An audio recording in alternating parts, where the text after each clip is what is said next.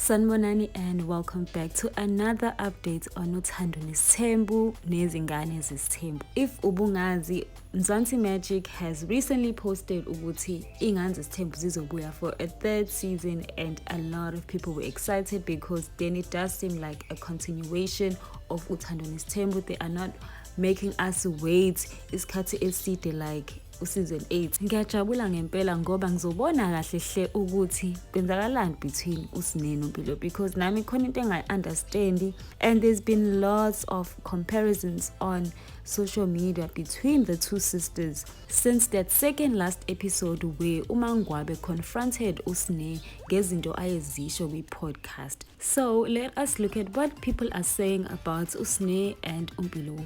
So I saw this comments from u-Offense ethi uMpilo, uSmarty noWanda uSine jealous of her, and then uCindy's wamvumela wathi I swear. Nami ke I was wondering ukuthi uMpilo kahle hle uneminyaka emingaki because she does look really young, and ke Offense seems to have an idea uthi between 21 to 23, which is very young ukuthi singacomparisha uSine noMpilo. But I get why, because ingane zangaphandle komshado.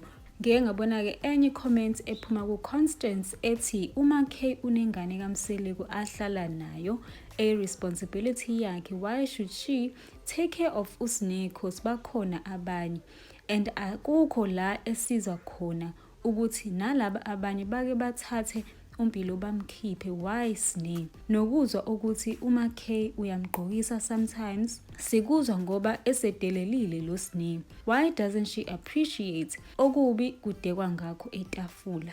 Akukho nje nokukodwa okuhle okwenziwa uma K. Come on guys, akungadlalwa ngalengane yabantu. Slowly lezi nkulumo ziyamshintsha. Ake simnike ipeace sekwanele. Usister yena uthi uSine uyadelela, akakho smart, ungubaby maker.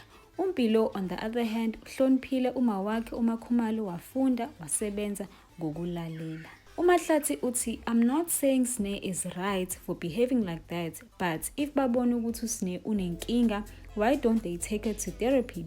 And if they wanna reprimand her, why is Below there and not Macele? And then manager uthi, what if Sine wants the relationship Below has with uMakhumalo? In response to these comments so far, I think it's only fair ukuthi singaconsiderisha wonke ama-sides before taking ama-sides, ngoba ekugcineni kosuku we do not know these people.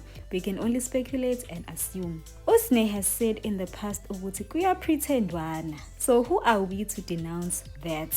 She has also said ukuthi uMacele noMayeni kuphela who have accepted her into the family, while the younger wives did not. I feel like there is some truth to that as well, because in my personal opinion and experience, I've seen how older stepkids have treated younger stepmothers and how younger stepmothers have treated older stepchildren. Kuvele nje kube nokujwayelana kabi in a sense, because the younger stepmom is almost too young to be this mother figure kulengane endala ayifice khona. And then when it comes to the stepchild, it's almost as if the stepchild is too old ukuthi ingalalela or obey the stepmother.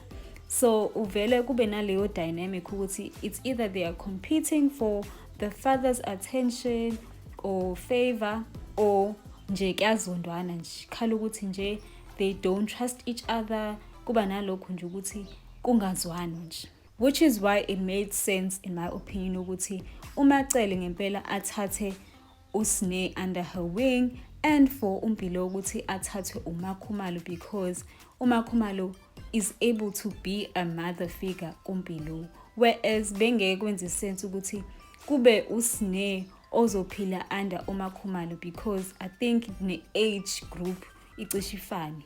uQhawekazina uthi it's a big mistake for uSine to be the eldest because her behavior is so annoying. Lapho mina ke guys, when it comes to into kanjalo esho abantu, I'm just like, guys, imagine if uSine was a son. Ngathi ibhubesi lizizwa kanje and he's not even the first. Njengoba ibhubesi libuye lingathi lifuna ukuzenza mdala kunoSine. Imagine if he was actually the first child, ukuthi ngabe kunjani. Into mina engiyaziyo futhi ukuthi amantombazane ayakwazi ukuqoqeka, especially masithe ukukhula, they start thinking about family, they start wanting to be, playing more important roles emndenini. So I can see that happening ngosne. I see her coming to a realization ukuthi, what, ngimdala and kumele ngishintshe indlela engicabanga ngayo, this is my family, ayikho into engayenza, let me change i-mindset yami. Whereas abafana, ngiyabazi abafana ukuthi banjani, ngeke nje. So I would rather izinto zibe kanjena nje. U-Agnes yena uthi, I've noticed Bilo has a bit of an attitude towards Usne. I too have noticed that, but I feel like ukhathele nkosi yami uMbilo ngoba uyawazi ama-antics akhe Usne. I'm sure ukuthi like as much as efuna ukumconfronta kodwa uyabona ukuthi ayikho into ezoya phambili vele, so she must just rather keep quiet and mind her own business. uCarol yena uthi Usne is a blood sister to uMpilo. Mpilo has a whole mother and is not related to Umakhe. She is just loyal to Umakhe to milk her money. We all know Umakhe is a rich wife. I completely disagree with this because simply imali kaMakhumalo, imali kaMseleko. If bebehlukene and uMpilo decided ukuthi yena hayi ukhetha uMakhumalo over Umseleko, then I would be like, why yabo? But uMakhumalo is still married to Umseleko, so ukuhlala noMakhumalo edla imali yaMakhumalo fana nokuthi udla imali yababa wakhe. So now she has that right to imali kababa wakhe. Just like Usne has that right as well. Ungichaze kakhulu uPhilisiwe when she said, Ish dade, uMpilo is smart. It's a mistake that Sne is the oldest. Bilo should have been Sne's age, but Bilo was not S-age as a child. Bilo does not carry the pain of losing a mother. Bilo is not dealing with childhood traumas, so to compare the two will always be absurd to me. Yo guys, she said a mouthful and I have to agree. Kuyo yonke lento le kuningi esingaconsiderisha, so it's unfair, absolutely unfair ukuthi singacomparisha Usne noMpilo because both bakhule ngendlela ehlukile and they both had disadvantages and advantages ngalendlela abakhula ngazo.